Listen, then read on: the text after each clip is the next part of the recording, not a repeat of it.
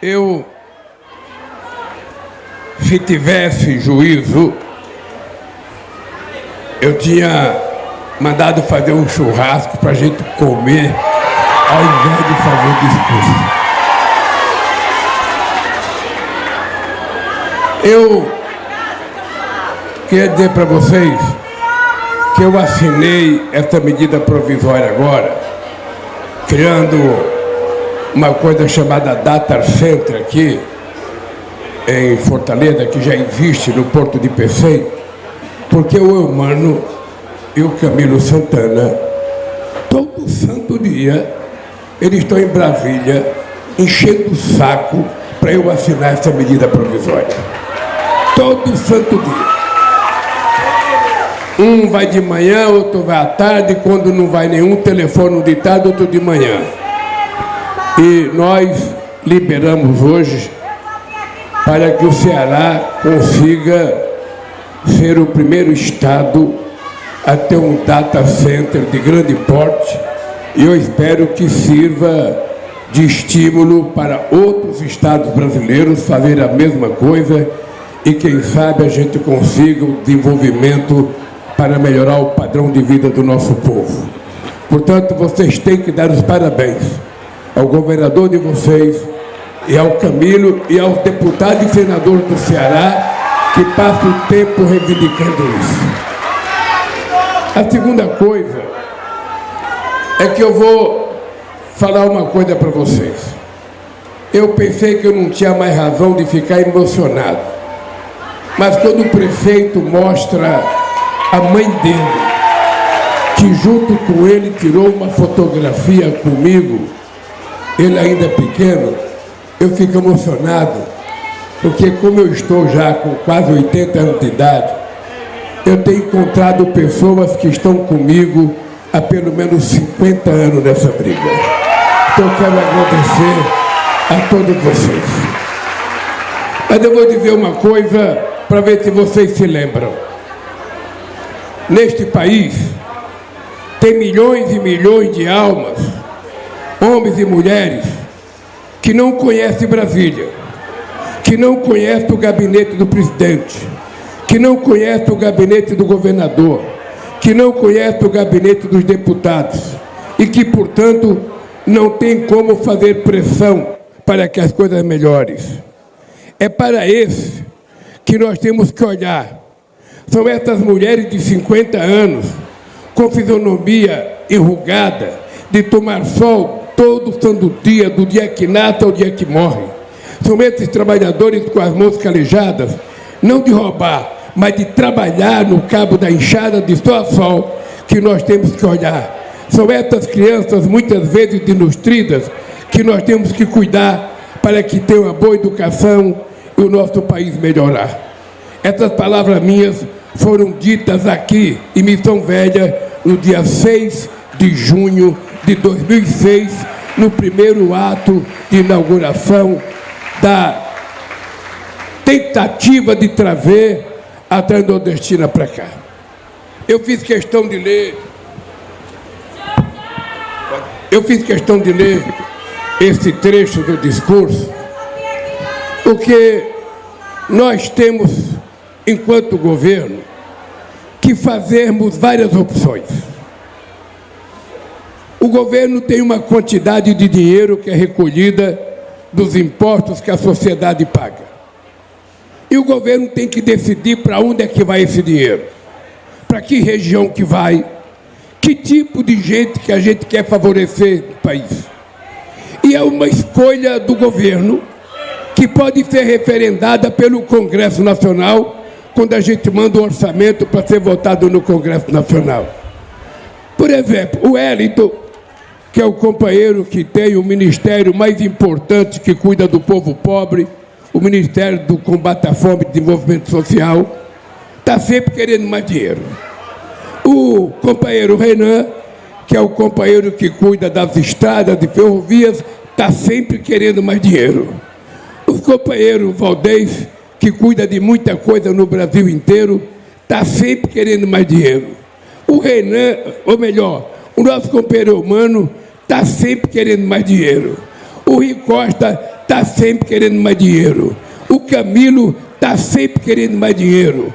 Os empresários querem mais dinheiro. Os sindicatos querem mais dinheiro.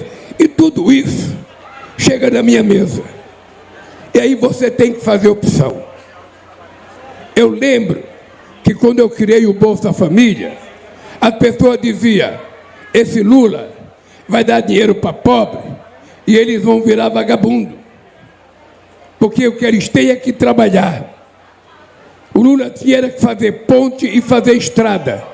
E eu dizia, é verdade que eu tenho que fazer ponte e fazer estrada.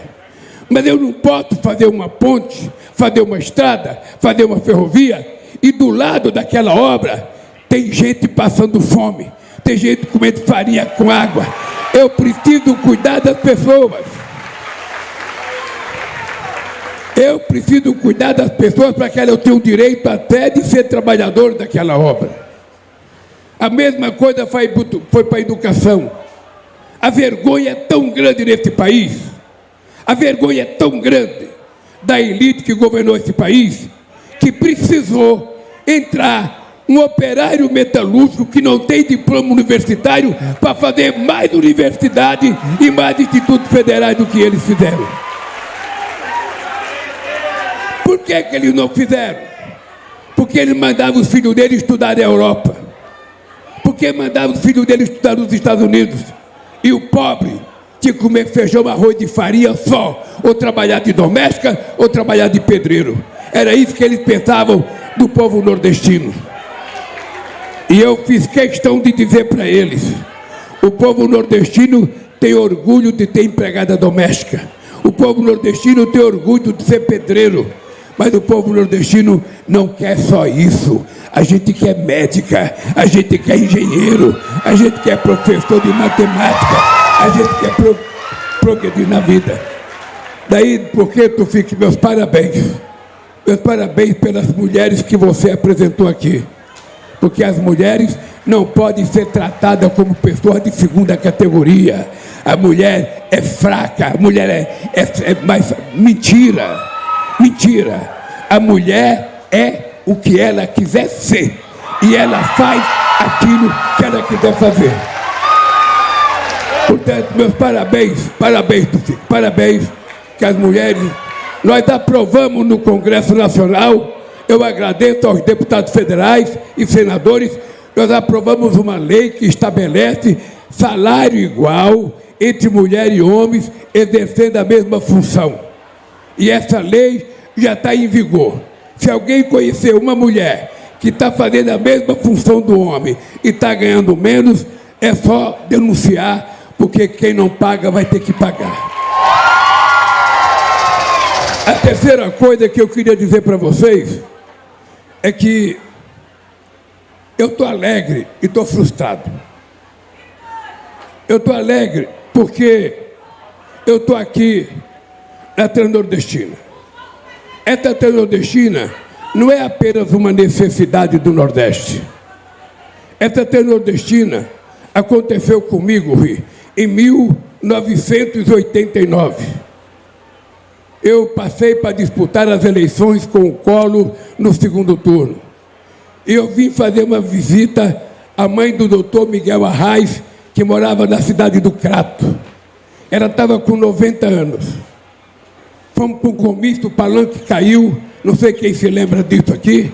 E depois, no aviãozinho que eu fui levado de volta, o companheiro Arraes falou: Lula, eu sei que eu não vou ver, mas se você puder, faça a Transnordestina, porque o Nordeste precisa dela. Então a Transnordestina não é só uma necessidade do Nordeste, é o pedido de um companheiro da mais alta qualidade que o Nordeste produziu, chamado Miguel Arraes, a quem eu tenho muito orgulho de dizer que eu fui muito amigo. Então essa ferrovia é uma homenagem a ele. E por isso eu estou frustrado, porque eu fiz 31 reuniões com o Hélito, com o Cid, com o Eduardo Campos, para que a gente pudesse acabar essa ferrovia logo. E todo dia tinha um problema. era um problema na justiça, era um problema no meio ambiente, era um problema de dinheiro, eu sei. Essa estrada foi. Eu imaginava que ela fosse acabar em 2012. Eu saí em 2010. Voltei à presidência 15 anos depois. E essa ferrovia tinha andado muito pouco. Aliás, já não havia mais interesse de fazer essa ferrovia. E eu assumi a responsabilidade de que nós vamos concluir essa ferrovia. Custe o que custar. E vamos fazer ela entre o Porto de Pecém, o Porto de Suape e Eliseu Martins, no Piauí. Vamos fazer igualzinho estava o projeto. Vai demorar um pouco mais? Vai. Vai gastar um pouco mais de dinheiro? Vai. Mas o Nordeste precisa dessa obra. O Nordeste não quer ser mais tratado como se fosse a parte pobre do Brasil. O Nordeste precisa ser respeitado, porque o Nordeste tem inteligência, tem conhecimento. A gente não pode ficar nas páginas de jornais por ser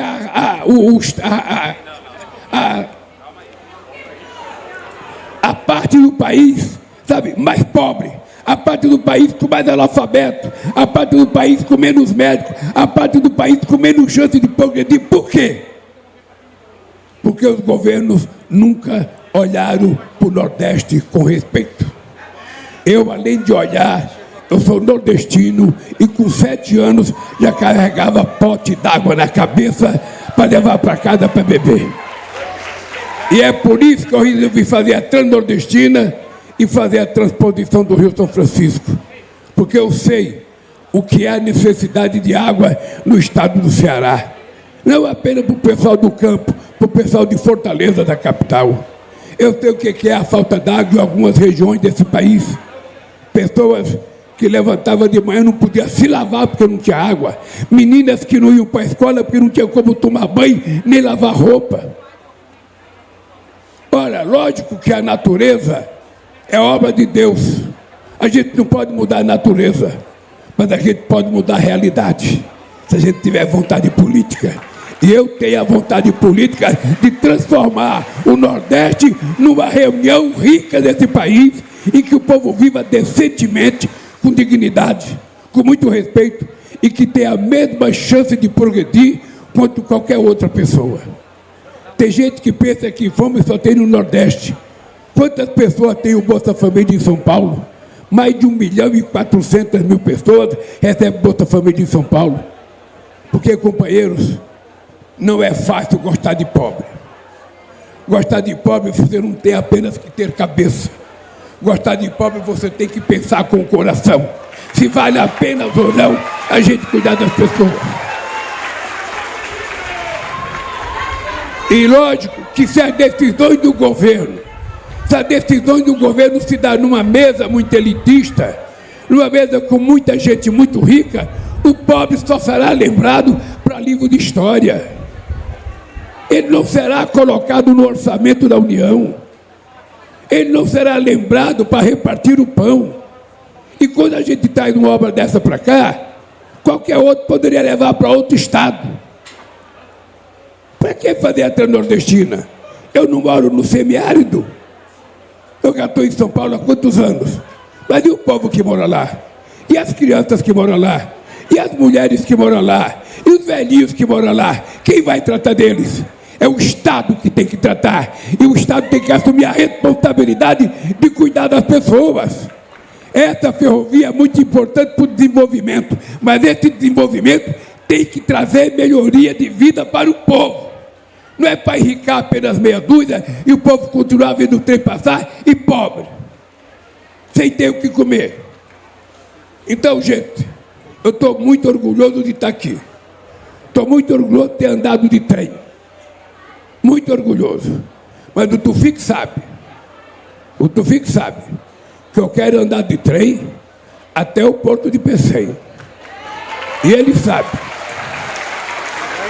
Ele sabe. Agora ele sabe. E eu disse para ele, e vou dizer outra vez, não faltará dinheiro para concluir a Transnordestina. Eu estou dizendo outra vez de público, não faltará dinheiro. Agora, eu tenho que ser comunicado da dificuldade do dinheiro antes de faltar. Eu preciso ser comunicado antes, para que a gente possa não permitir, porque eu quero estar nessa obra até o fim do meu mandato.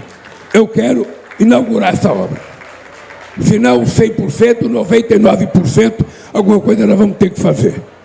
Companheiros e companheiras, eu comecei dizendo que não ia falar muito para vocês, mas eu queria terminar. Esse microfone está ruim, viu, Stuka? Esse microfone realmente não está bom. Eu estou sentindo que vai nesse aí.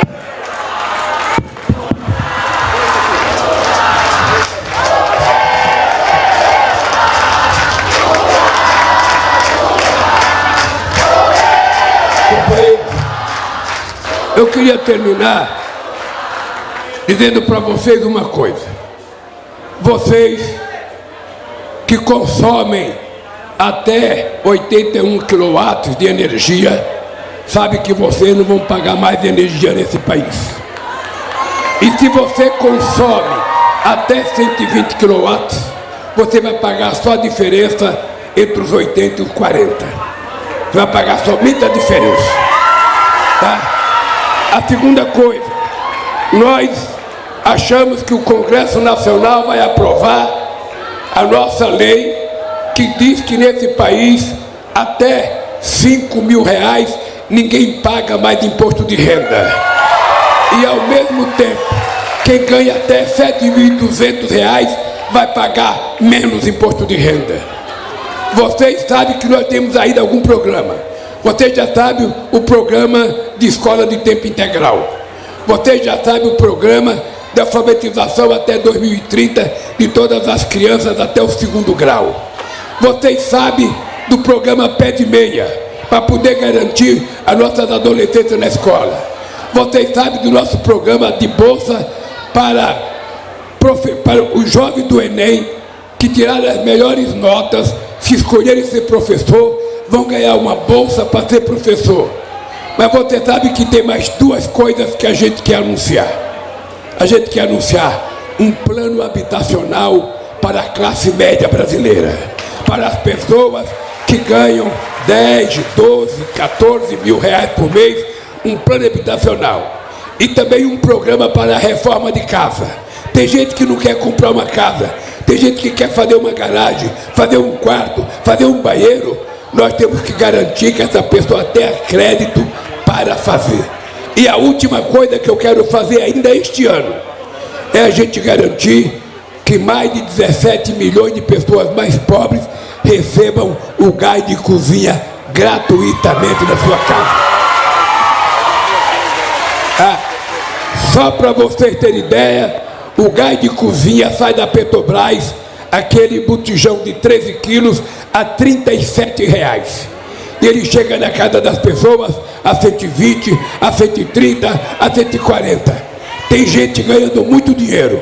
E nós vamos assumir a responsabilidade de garantir que as pessoas que ganham menos nesse país não deixem de cozinhar porque não tem gás, ou fiquem queimando lenha ou com querosene. Essas são algumas coisas que nós vamos fazer. E por último, companheiros e companheiras, eu quero terminar dizendo para vocês o seguinte: o ano que vem tem eleição.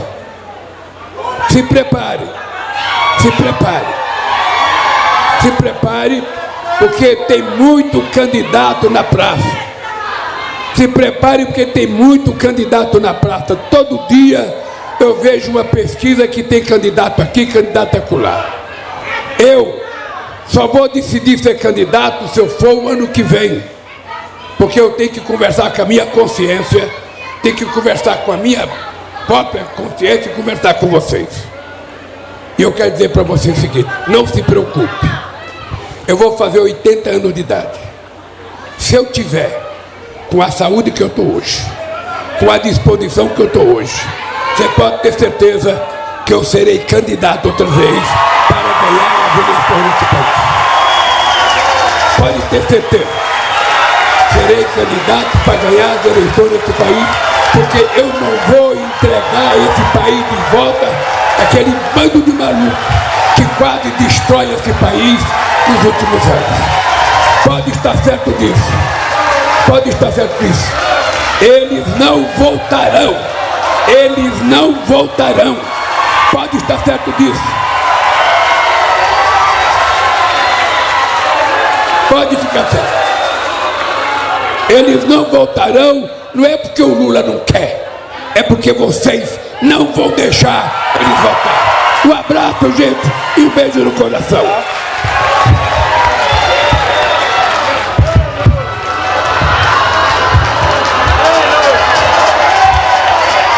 Está encerrada esta cerimônia.